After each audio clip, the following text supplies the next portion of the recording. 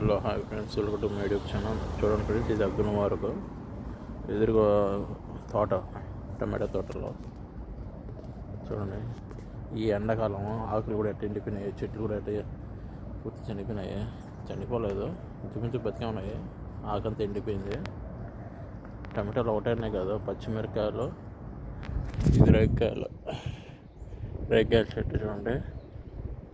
Okay friend, రేగ్గాయలు కూడా లేవు, సీజన్ రాలేదు.